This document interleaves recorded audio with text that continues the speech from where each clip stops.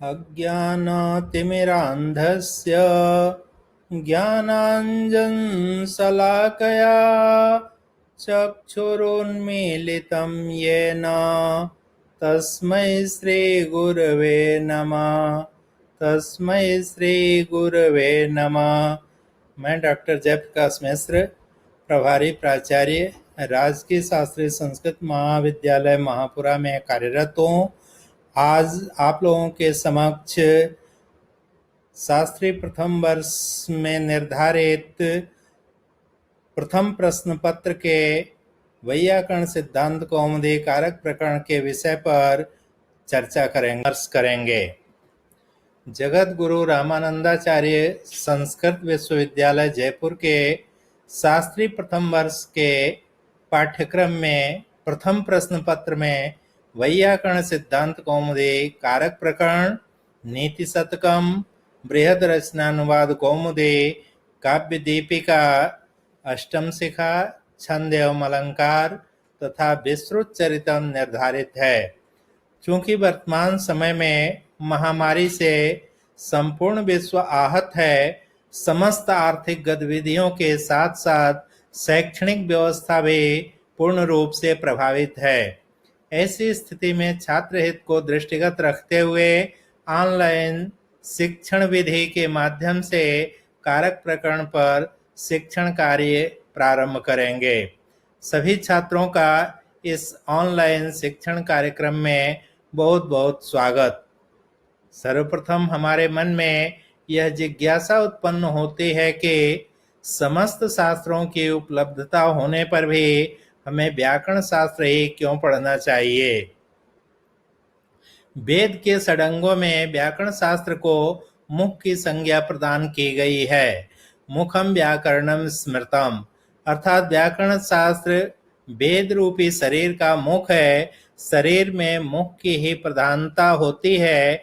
यदि शरीर में मुख की प्रधानता रहेगी तो ही शरीर का पोषण भी हो सकेगा। अतएव महाभाष्यकार महर्षि पतंजलि ने स्पष्ट रूप से व्याकरण के वैशिष्ट्य को प्रतिपादित करते हुए यह उद्धृत किया है कि ब्राह्मणेन निष्कारणो धर्मः षडंगो वेदो अध्येयो ज्ञेयश्च प्रधानं च षडंगेषु व्याकरणम् प्रधाने च कृतो यत्न फलवान भवति इति। व्याकरण शास्त्र के अध्ययन की अनिवार्यता के विषय में एक और सूक्ति अत्यंत प्रसिद्ध है। यद्यपि बहुनाधीशे तथापि पठपुत्र व्याकरणम स्वजनः स्वजनो माभूत सकलम सकलम सकृत सकृत, अर्थात हे पुत्र, तुम यदि अधिक नहीं पढ़ सकते हो तो कम से कम व्याकरण शास्त्र ही पढ़ लो, अन्यथा कहीं स्वजन अपने जन की जगह पर स्वजन कुत्ता जन न बन जाए। इसी प्रकार सकलम संपूर्ण के स्थान पर सकलम टुकड़ा न हो जाए और सकृत एक बार के स्थान पर सकृत विष्टा न हो जाए।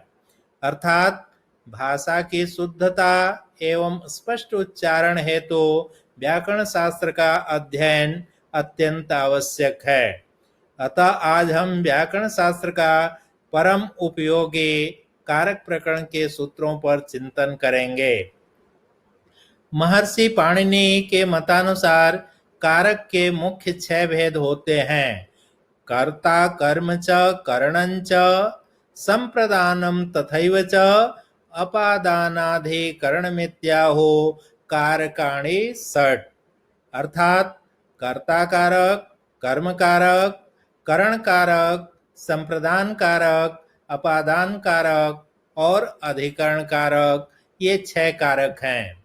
कारक की परिभाषा है क्रिया जनकत्वम कारकत्वम, अर्थात जो क्रिया का जनक या उत्पादक होता है उसे हम कारक कहते हैं। कारक शब्द का अर्थ कर्ता भी है, लेकिन यहाँ कारक शब्द पारिभाषिक है। करोति क्रियाम निवर्तयति कारकम इति। जो क्रिया का साक्षात उत्पादक नहीं होता है उसे कारक नहीं माना जाता है। इसीलिए संबंध को कारक नहीं माना गया है। षष्ठी विभक्ति संबंध को छोड़कर अन्य सभी 6 कारकों का क्रिया के साथ साक्षात अन्वय होता है, किंतु संबंध कारक का सीधे क्रिया के साथ अन्वय न होकर प्रकारांतर से अन्वय होता है। यथा आचार्यस्य शिष्यः पुस्तकं पठति, आचार्य का शिष्य पुस्तक पढ़ता है। यहाँ पर इस वाक्य में आचार्यस्य यह षष्ठी विभक्ति युक्त शब्द का पठति क्रिया के साथ सीधे अन्वय नहीं हो रहा है। आचार्य का पढ़ता है ऐसा वाक्य ही नहीं बनता है। यहाँ पर आचार्य का और पढ़ता है के बीच में किसी अन्य शब्द की आवश्यकता होती है। इस प्रकार क्रिया के साथ सीधे अन्वय करने की योग्यता न होने के कारण षष्ठी विभक्ति युक्त आचार्यस्य इस पद में कारक नहीं माना गया है। पूर्व में हमने अजंत एवं हलंत प्रकरणों में सुऔजस, हम औजस, टाभ्याम भेस, ङेभ्याम भ्यस, ङसेभ्याम भ्यस, ङसो साम, ङी ओ सो इन 21 प्रत्ययों के प्रयोग विधि के विषय में अध्ययन किया है। इन 21 प्रत्ययों को 3-3 प्रत्ययों के समूह में निर्धारण करते हुए 7 विभक्तियों में विभाजित किया गया है। इन 7 विभक्तियों के प्रत्यय क्रमशः एकवचन, द्विवचन तथा बहुवचन संज्ञक होते हैं। वाक्य ज्ञानार्थ इस कारक प्रकरण का विशेष महत्व है। कारक के ज्ञान के बिना वाक्य शुद्धि अतिशय कठिन है।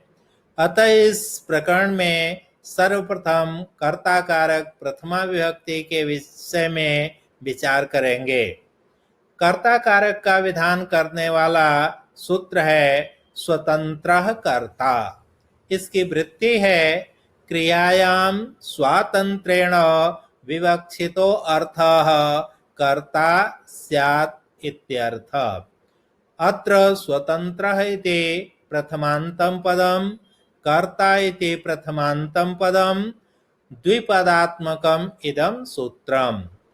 अर्थ है क्रिया में स्वतंत्र रूप से विवक्षित अर्थ कर्तृसंज्ञक होता है। प्रायः वाक्य में कर्ता, कर्म, क्रिया आदि पद होते हैं। वाक्य में जो प्रधान होता है या जिससे क्रिया की सिद्धि होती है, जिसके बिना क्रिया हो ही नहीं पाती है, ऐसे कारक की कर्तृ संज्ञा होती है। कर्ता ही क्रिया का जनक या उत्पादक होता है। कर्ता के अनुसार ही क्रिया में लिंग, संख्या, वचन, पुरुष आदि का निर्धारण किया जाता है। जैसे रामः पठति, राम पढ़ता है। इस वाक्य में पठति यह क्रिया है। इस क्रिया की सिद्धि में राम इस पद की भूमिका अनिवार्य है।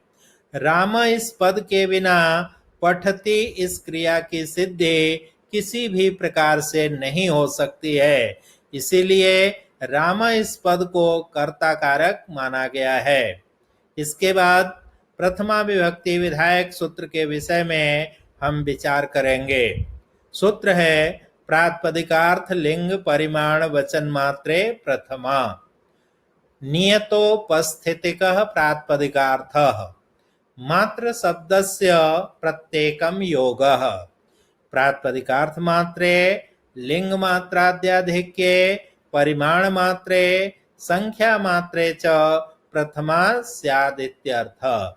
इस सूत्र का सामासिक विग्रह इस प्रकार से है। पदम पदम प्रतिपदम, प्रतिपदे भवम प्रातिपदिकम, प्रातिपदिकस्य अर्थः प्रातिपदिकार्थः, प्रातिपदिकार्थस्य लिंगं च परिमाणं च वचनं च प्रातिपदिकार्थ लिंग परिमाण वचनानि।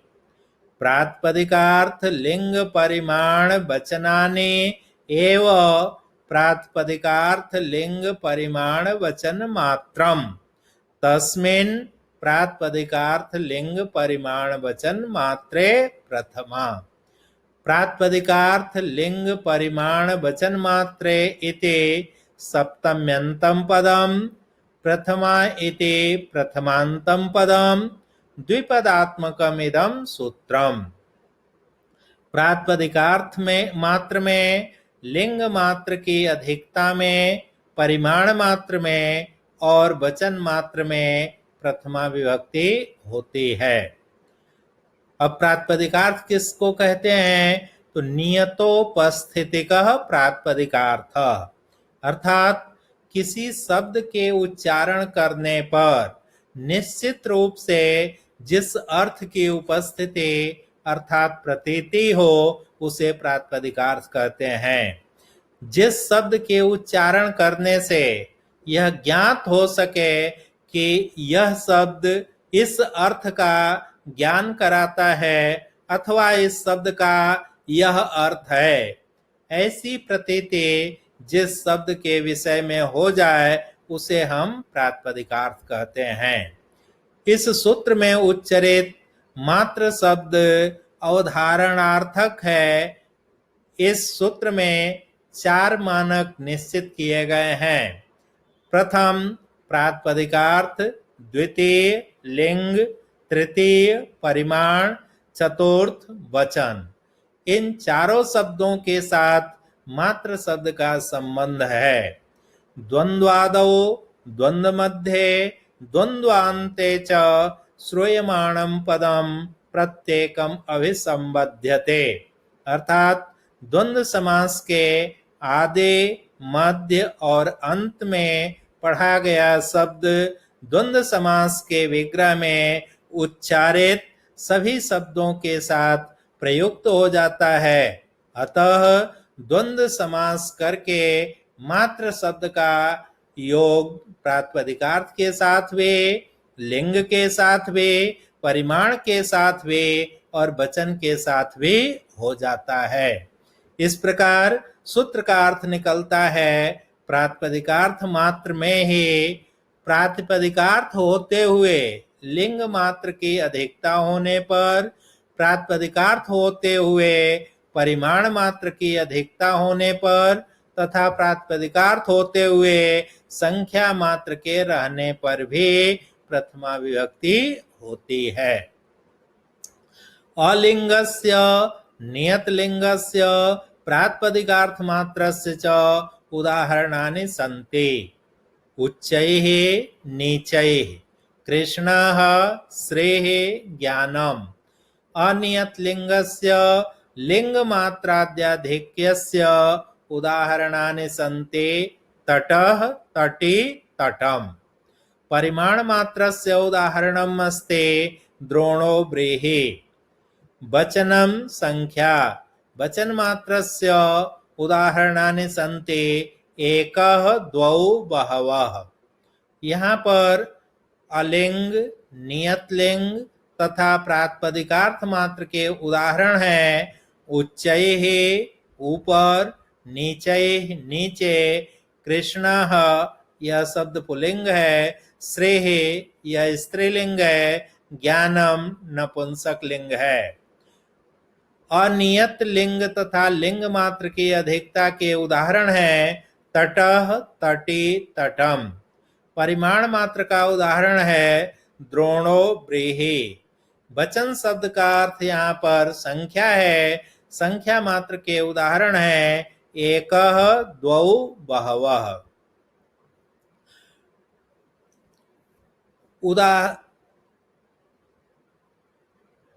इन उदाहरणों की सिद्धि प्रक्रिया निम्नानुसार है। उच्चैः, उच्चैः शब्दस्य स्वरादि निपातम् अव्ययम् इति सूत्रेण अव्यय संज्ञा भवति। ततः अर्थवत् धातुर प्रत्यय प्रातिपदिकम् इति सूत्रेण प्रातिपदिक संज्ञा।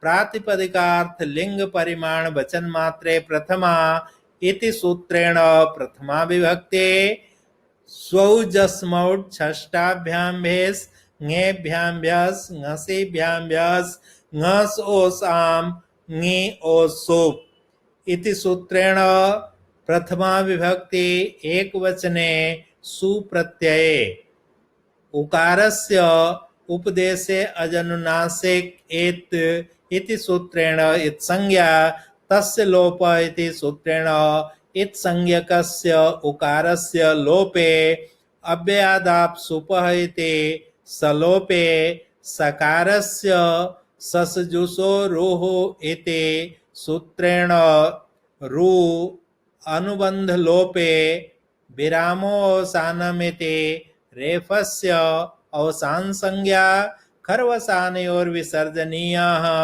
इति सूत्रेण रेफस्य विसर्गे कृते उच्चैः इति रूपं सिद्ध्यते। अनेन प्रकारेण नीचैः नीचैस् इत्यस्य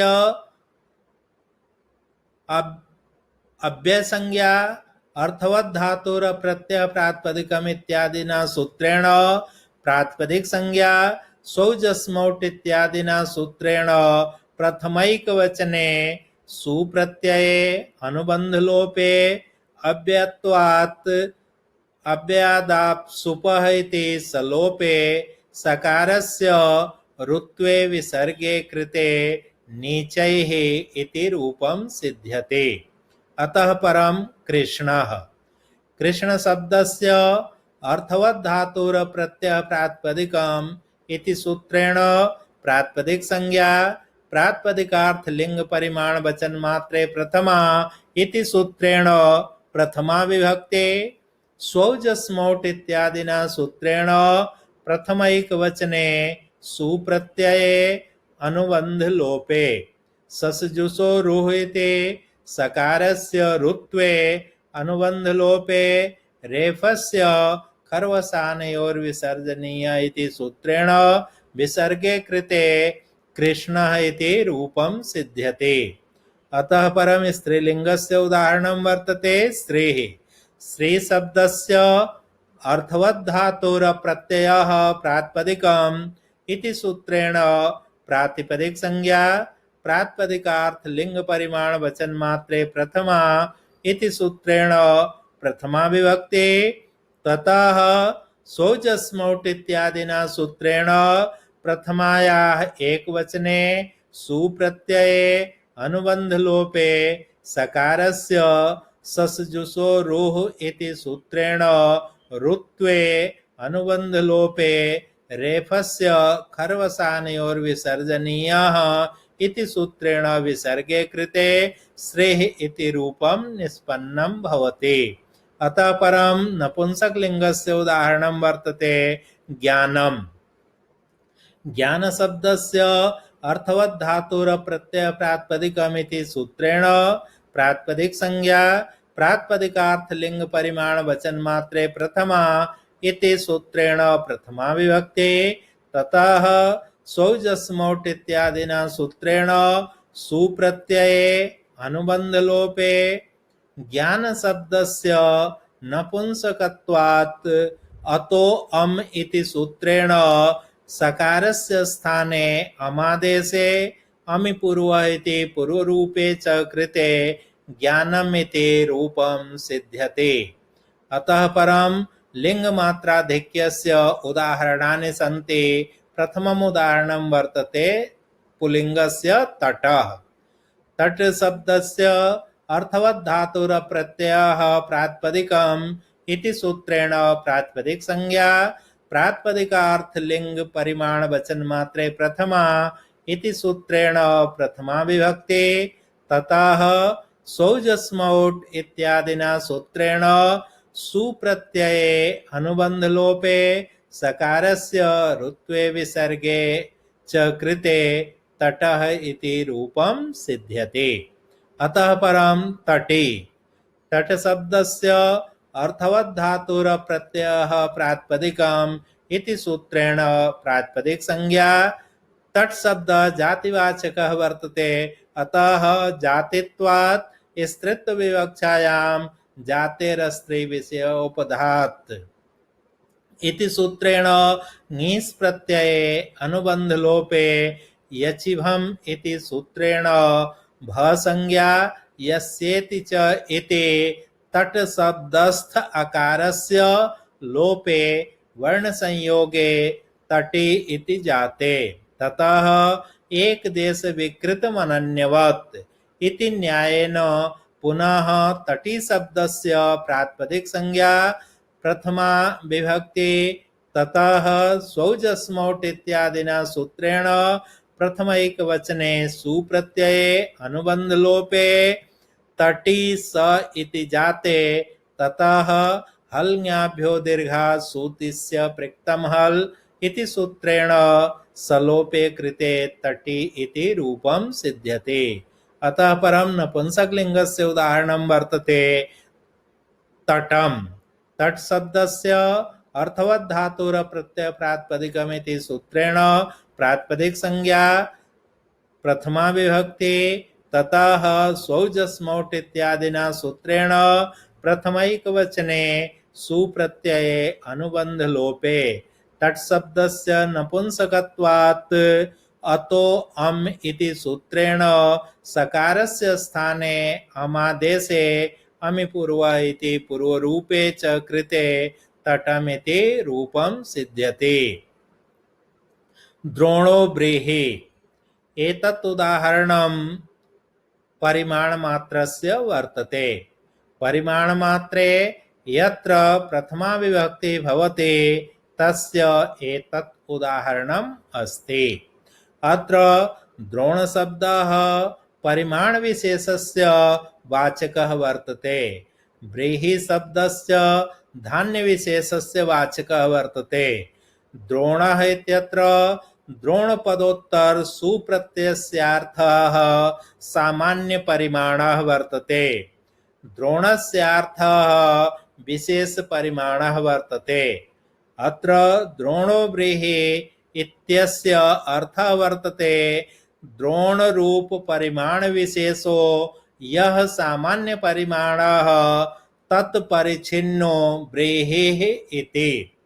अत्र परिमाणवाचकस्य द्रोण शब्दस्य अर्थवत् धातुर प्रत्यय प्रातिपदिकमिति सूत्रेण प्रातिपदिक संज्ञा प्रातिपदिकार्थ लिंग परिमाण वचन मात्रे प्रथमा इति सूत्रेण प्रथमा विभक्ति ततः स्वौजस्मौट षष्ठाभ्यां भेस् ङेभ्यां भ्यस् ङसेभ्यां भ्यस् ङसोसां ङ्योसुप् इति सूत्रेण प्रथमायाः एक वचने सुप्रत्यये अनुबंध लोपे ससजुसोरुः इति सकारस्य रुत्वे हसि च इति सूत्रेण उत्वे आद्गुण इति सूत्रेण अकार उकारयोः स्थाने ओ इति गुणे वर्ण संयोगे च कृते द्रोणो व्रीहि इति रूपं जायते।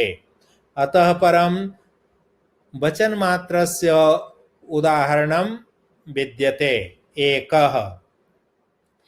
संख्यावाचकस्य एक शब्दस्य अर्थवत् धातुर प्रत्यय प्रातिपदिकम् इति सूत्रेण प्रातिपदिक संज्ञा प्रथमा विभक्ति ततः स्वौजस्मौट इत्यादिना सूत्रेण प्रथमायाः एक वचने सुप्रत्यये अनुबंध लोपे सकारस्य रुत्वे विसर्गे कृते एकः इति रूपं निष्पद्यते।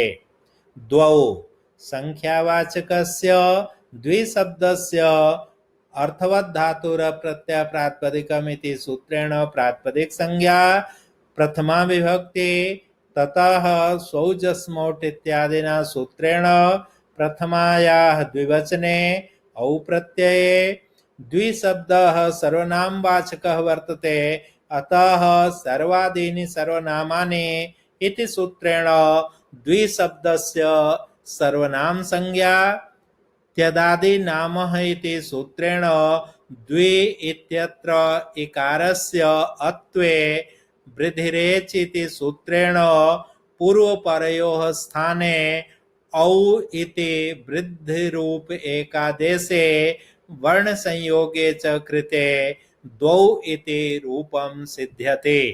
बहवः संख्यावाचकस्य बहुशब्दस्य अर्थवत् धातुर प्रत्यय प्रातिपदिकमिति सूत्रेण प्रातिपदिक संज्ञा ततः प्रथमा विभक्ति ततः परम स्वौजस्मौट इत्यादि सूत्रेण प्रथमायाः बहुवचने जस् प्रत्ययः आगच्छति। जस् इत्यत्र जकारस्य चूटु इति सूत्रेण इत संज्ञा भवति। यस्य वर्णस्य इत संज्ञा भवति तस्य वर्णस्य तस्य लोप इति सूत्रेण लोपो जायते। ततः परम शेषो घ्यसके इति सूत्रेण उकारस्य घी संज्ञा जसि च इति सूत्रेण उकारस्य गुणे एचो एवा आवह इति सूत्रेण ओकारस्य स्थाने अव आदेशे वर्ण संयोगे सकारस्य रुत्वे अनुबंध लोपे रेफस्य खर्वसानयोर विसर्जनीय इति विसर्गे कृते बहवः इति रूपं सिद्ध्यते। अतः परम संबोधनस्य विषये चर्चां कुर्मः। संबोधने च इह प्रथमा स्यात्। उदाहरणं वर्तते हे राम। संबोधने सप्तम्यन्तं पदं च अव्ययपदं द्विपदम् इदं सूत्रम्। संबोधने अधिके अर्थे गम्यमाने प्रथमा विभक्ति स्यादित्यर्थः। संबोधन अर्थ के अधिक गम्यमान होने पर प्रथमा विभक्ति होती है। उदाहरण है हे राम, हे रामौ, हे रामा। संबोधनस्य अर्थः वर्तते सम्यक् बोधनम्, अर्थात संबोधनं नाम अभिमुखीकृत्य ज्ञापनम् इति। हे राम इत्यत्र मां पाहि इति अध्याहृत्य रामं प्रति मदरक्षणं ज्ञाप्यं भवति। अतः हे राम मां पाहि इति पूर्णं वाक्यं बोध्यम्। हे राम। राम शब्दात् संबोधनार्थे अर्थवत् धातुर प्रत्यय प्रातिपदिकम् इति सूत्रेण प्रातिपदिक संज्ञा। संबोधने च इति सूत्रेण प्रथमा विभक्ति ततः स्वौजस्मौट इत्यादिना सूत्रेण प्रथमैक वचने सुप्रत्यये अनुबंध लोपे एक वचनम संबुद्धे इति सूत्रेण संबुद्धि संज्ञा। हे इत्यस्य पूर्व प्रयोगे एंग ह्रस्वात् संबुद्धे इति सूत्रेण सकार लोपे हे राम इति रूपं जायते। एवं विधम कारक प्रकरणे प्रथमा विभक्ति समाप्ता।